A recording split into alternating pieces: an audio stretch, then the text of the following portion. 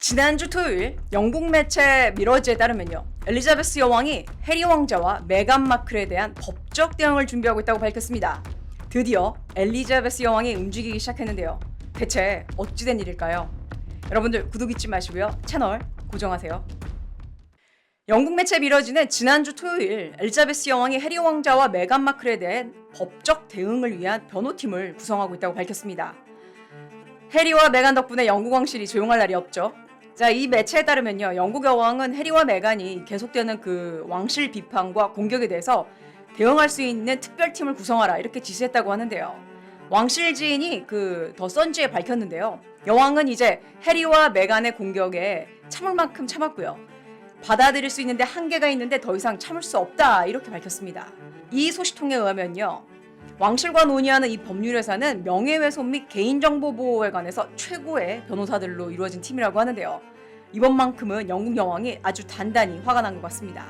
아시다시피 지난 3월 오프라 윈프리와의 그 폭탄 인터뷰 이후에도 해리 왕자는 그 영국 왕실에 대한, 그리고 찰스 왕자에 대한 실없는 발언들을 그 오프라가 만든 다큐멘터리에서도 계속했었죠.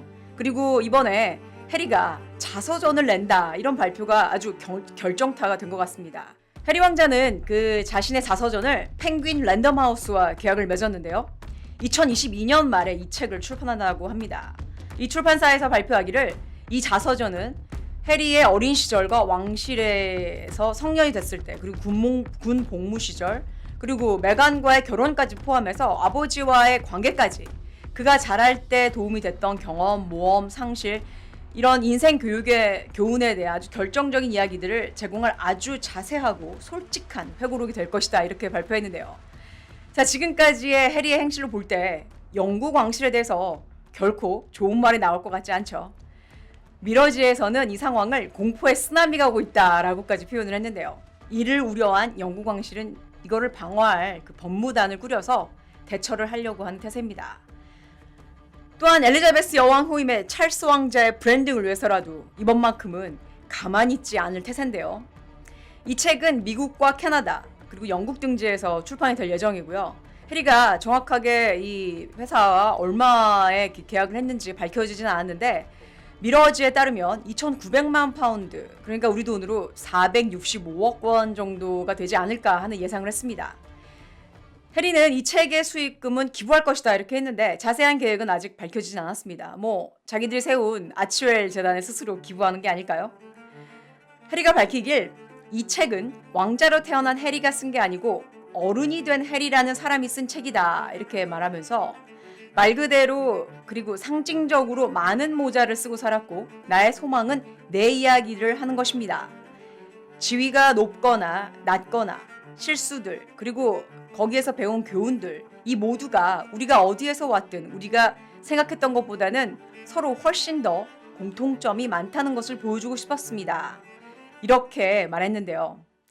저는 이 멘트를 읽고요, 과연 일반인들과 영국 왕족이 공통점이 있기는 한 걸까요? 화장실 가는 거 말고. 자, 지난 7월에는요, 메간이 더 벤치라는 책을 내서 화제가 됐었죠.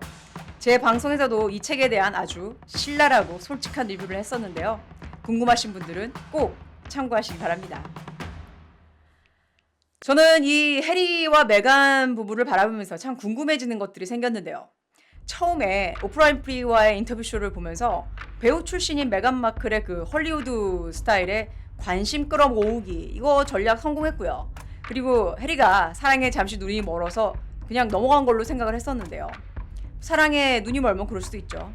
그리고 왕실을 일단 뛰쳐나온 이 부부가요, 특히 하이클래스 삶을 살던 왕족이 100억이 넘는 집에서 경호원도 있어야 되고 닭도 구조해서 키워야 되고 어떻게든 이 품위 유지를 하면서 살아야 되기 때문에 오프라와도 계약하고 넷플릭스와도 계약하고 그리고 스포티파이와도 계약을 해야 해서 하고 싶은 얘기 다 해야 되겠죠.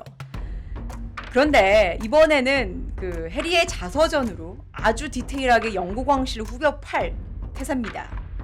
이제는 좀 과하다 싶을 정도로 왕실과 가족들의 상처들을 아주 적나라하게 드러내면서 영국 왕실을 공격하고 있다는 점에서 이건 그냥 단순히 우는 아이의 그런 볼멘 소리가 아니라는 생각이 들기 시작했는데요.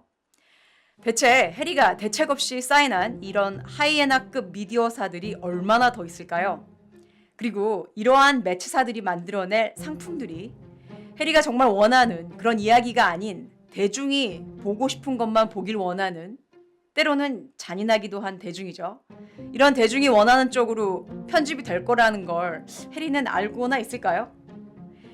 여러분들도 아시다시피 이 미디어라는 건요, 그 대중의 인기로 먹고 사는 개체죠. 특히 미국 미디어파는 돈이 된다, 뭐 시청률이 된다, 구독률이 된다 하면 도덕이고 윤리고 뭐고 사정없이 달려드는 이런 하이에나 같은 포식자들이라고 할 수 있는데요. 이를 감지한 엘리자베스 여왕의 이번 법무팀 구성은요, 단순히 해리와 메간을 그냥 혼쭐 내는 것이 아니고요.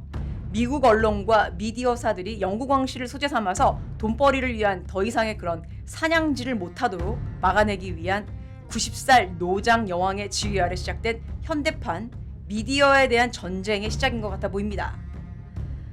과연 영국 왕실의 선제 공격이 어떻게 이루어질까요? 여러분들의 생각은 어떠신가요? 여러분들 오늘 방송 도움 주셨다면 구독 잊지 마세요. 여러분들의 구독과 좋아요, 그리고 특히 정말 멋지고 따뜻한 댓글은요, 저한테 정말 큰 힘이 됩니다.